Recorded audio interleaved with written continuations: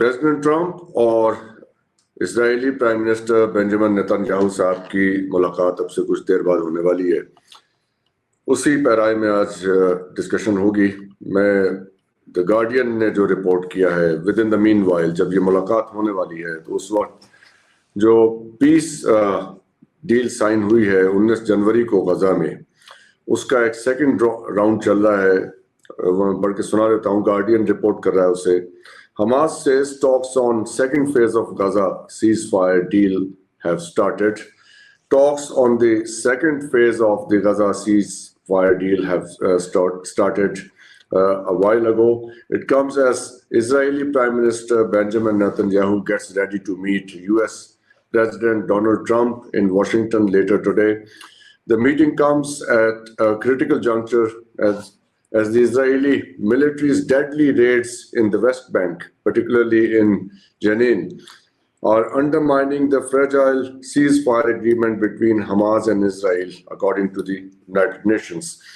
Netanyahu has said the existing deal is for a temporary ceasefire and that Israel has reserved the right to return to fighting against Hamas at a future date. We are currently in stage 1 of the 3-part deal which began on 19 January 2025. ये सूरत हाल develop हो रही है और दूसरी तरफ Netanyahu की Trump से मुलाकात में गजा और ईरान दो अहम तरीन इश्यूज ज़ेरे बहस होंगे। ट्रंप इसराइल और गजा के दरमियान 15 माह की जंग के बाद जंग बंदी का क्रेडिट लेते रहे हैं, लेकिन साथ में मुसलसल ये भी कहते हैं कि उन्हें यकीन है कि ये जंग ज़्यादा अरसे तक जारी रहेगी, ये जंग बंदी ज़्यादा अरसे तक जारी रहेगी। इसके अलावा इस मसले पे भी बात होगी कि ईरान को कैसे हैंडल किया जाए, क्योंकि ईरान ने पिछले साल इसराइल पे 2 बार ड्रोन मिसाइल हमले किए थे। नेतन्याहू पर इस वक्त ये प्रेशर भी है कि उनके इंतहाई दाएं बाजू के इत्तेहादियों ने इस मायदे को जल्दबाजी करार दिया, यानी जंग बंदी को जल्दबाजी करार दिया है और धमकी दी है कि अगर फौजी ऑपरेशन दोबारा शुरू ना किया गया तो उन्हें छोड़ देंगे। अगर ऐसा हुआ तो नेतन्याहू की हुकूमत अक्सरियत खो देगी। अब नेतन्याहू की ये भी ख्वाहिश है कि अमेरिका सऊदी अरब से कहकर उसका मौक़िफ़ नरम कराए ताकि सऊदी अरब और इसराइल के ताल्लुकात मामूल पे भी आ जाएं और सऊदी अरब फ़लस्तीन के मसले पे नरमी बरते। लेकिन असल इशू जो इस वक्त सामने आ रहा है वो है ग्रेटर इसराइल मंसूबे का। अमरीकी सदर डोनाल्ड ट्रंप ने गजा को पाक करने का एक मंसूबा पेश किया। वो चाहते हैं कि मिस्र और उर्दन समेत अरब ममालिक मजीद फ़लस्तीनियों को पनाह दें ताकि जंग से मुतासरा इलाकों में अमन कायम किया जा सके। मिस्र, उर्दन, सऊदी अरब और मुत्तहदा अरब अमारात, कतर, फ़लस्तीनी अथॉरिटी और अरब लीग ने मुश्तरका बयान जारी करते हुए गजा और मकबूजा मगरबी किनारे से फ़लस्तीनियों को उनके इलाकों से बेदखल करने के किसी भी मंसूबे को मुस्तरद कर दिया है। गुज़िश्ता माह मिस्री सदर अब्दुल फतह अल सीसी ने प्रेस कॉन्फ्रेंस में 2 टोक अल्फाज में कहा था कि फ़लस्तीनियों की जबरी मुंतकली कभी बर्दाश्त या कबूल नहीं की जा सकती, लेकिन इसके साथ साथ ईरान की तरफ से भी एक मंसूबा पेश किया गया है।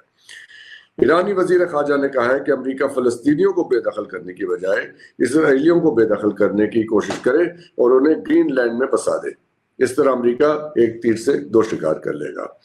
ये बातें हो रही हैं, ये डिस्कस करेंगे। हमारे साथ मौजूद हैं डिफेंस एनालिस्ट और मशरिक़ वस्ता के उमूर के माहिर जनाब अहमद कुरैशी साहब। बहुत बहुत शुक्रिया कुरैशी साहब आपके ज्वाइन करने का।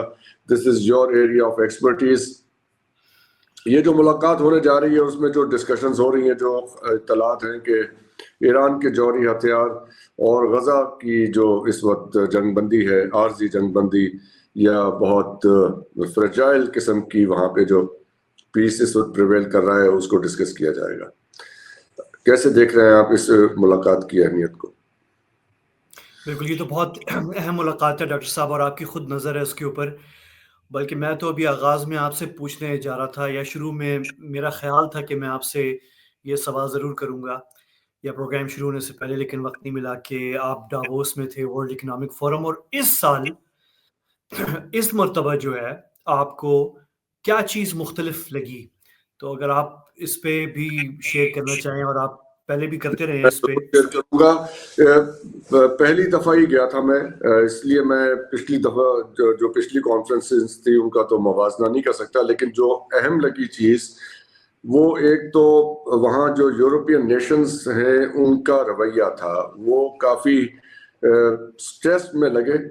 وہ اس بات سے بہت آگاہ ہیں اور اویئر ہیں, ان کے اندر ایک اویئرنیس ہے کہ ان کی جو ایک پوزیشن تھی ایز ایک اکانومی کی, اور ان کی جو they were part of hegemony, U S led hegemony, اس میں وہ رول ریڈیوس ہوا ہے. تو ایک طرح سے تو اب ان کی وہ ایک جنگ سٹارٹ ہو گئی ہے to maintain their status as economic power and as a major player in world affairs. تو یہ ایک بہت اہم چیز تھی وہاں پہ جو ہمیں نظر آئی. یہ ایک ان کے ہاں فیلنگ ڈیفینیٹلی موجود ہے, اور اس کا بہت تعلق ہے یوکرین کی جنگ سے, اس کا بہت تعلق ہے یو ایس اے کی پالیسیز سے. اب انہوں نے انڈیا یہ بھی دیا ہے کہ وہ نیٹو سے میں وہ اپنا رول ریڈیوس کریں گے, تو پھر ان کی جو سیکیورٹی ہے وہ اس کا کیا بنے گا. اور یہی صورتحال آپ دیکھ رہے ہیں مڈل ایسٹ میں بھی ہے. ان کی ڈس انگیجمنٹ کی پالیسی, اب یہ نیتن یاہو صاحب کو بلایا ہے تو اس سے اس کی اہمیت تو ہے. سو ابھی کرنا چاہتے ہیں. نہیں بالکل, اور سوری, آپ کی جو آبزرویشن ہے یہ بھی ڈاکٹر صاحب یہ تو بہت اہم ہے جو آپ نے بتایا ابھی یورپینز کی, اور یہ بڑی دلچسپ سچویشن ہے. آپ قریب سے دیکھ کے آئے ہیں اس پہ.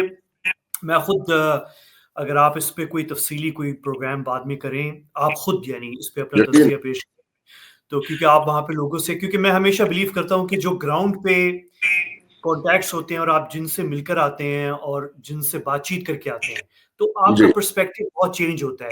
بہت آسان ہے بیٹھ کے اسلام آباد میں یہاں پہ ہم تجزیہ کریں بیٹھ کے, لیکن وہ بڑا انٹرسٹ, تو اس پہ آپ غور کریے گا, اس پہ آپ بلکہ کچھ کریں آپ, اس لیے کہ بہت سی باتیں کہیں نہیں جاتی, وہ فیلنگز وہاں ٹرانسفر ہوتی ہیں سچویشن کے اندر. تو آپ اس پہ غور کریں کہ آپ غور کریں کہ آپ اس پہ ایک سولو خود کریں, اور اس پہ دو تین جو اہم پوائنٹس ہیں ویری گڈ. لیکن یہ بات آپ کے بارے میں بھی ہم کہہ سکتے ہیں کہ آپ کو جو مڈل ایسٹ کے بارے میں اطلاعات ہیں, جو فیلنگز, کیونکہ آپ نے وہاں بہت وقت گزارا ہے, گزارتے بھی ہیں, رابطے ہیں آپ کے, تو جو باتیں کچھ پالیسیز جو ہیں, ہمارے ایک پروفیسر نے کہا تھا کہ they are not stated, they can only be experienced. تو جو آپ وہاں پہ رہ کے ایکسپیرینس کرتے ہیں چیزیں, اور جو فیلنگز ٹرانسفر ہوتی ہیں through your interaction with people, وہ اس کی اہمیت ہے. تو اس کانٹیکسٹ کے اندر دیکھیں تو نیتن یاہو صاحب کی کیا اس وقت کیا پوزیشن ہے. ایک تو ان کے پاس, ان کے اوپر دباؤ ہے اپوزیشن کا, ان کے اپنی رائٹ ونگ کا, کہ نہیں اس کو آپ دباؤ نہیں, آپ ڈاکٹر صاحب ابھی آپ دباؤ کو چھوڑیں. ابھی آپ یہ دیکھیں کہ نئے امریکی صدر نے یہ اعزاز دیا ہے بنیامین نتنیاہو کو کہ وہ دنیا کا پہلا انٹرنیشنل لیڈر ہے جو وائٹ ہاؤس میں نئے امریکی صدر سے ملاقات کرے گا. یہ اعزاز عمومی طور پہ امریکی صدور جو ہیں وہ ضروری نہیں ہے کہ ہر دفعہ, لیکن زیادہ تر یہ اعزاز ملتا تھا برطانیہ کے پرائم منسٹر کو. اور یہ جو ہے, میں یہ نہیں کہہ رہا کہ یہ کوئی بہت بڑی بات ہے, اس میں برٹش جو ہیں وہ کوئی پریشان ہوں گے, نہیں, ایسی یہ کوئی رول نہیں ہے. لیکن ایک ان آفیشیل ان اسپوکن ایک وہ تھا کہ جو پرائم منسٹر برٹن کا ہے, پہلی ملاقات جو ہے وہ ایدر کسی نیٹو, یا تو نیٹو سیکرٹری جنرل یا برٹش پرائم منسٹر سے ہوتی تھی, اور ایک دو دفعہ کسی نہ کسی امریکی صدر کے دور میں اسرائیل کا بھی صدر یا وزیر اعظم آیا ہوگا. تو کوئی رول آف دا تھم نہیں ہے, لیکن یہ بہت بڑی بات ہے اس وقت, اس سرکمسٹانسز میں, کہ صدر ٹرمپ نے جو ہے وہ پہلا انٹرنیشنل لیڈر کو جس کو مدعو کیا ہے وائٹ ہاؤس میں, وہ اسرائیل کا پرائم منسٹر ہے, اینڈ اسپیسیفکلی بنیامین نتنیاہو کو اسپیسیفکلی. تو یہ نتنیاہو صاحب کے لیے ایک بہت بڑا بوسٹ ہے, امپورٹنٹ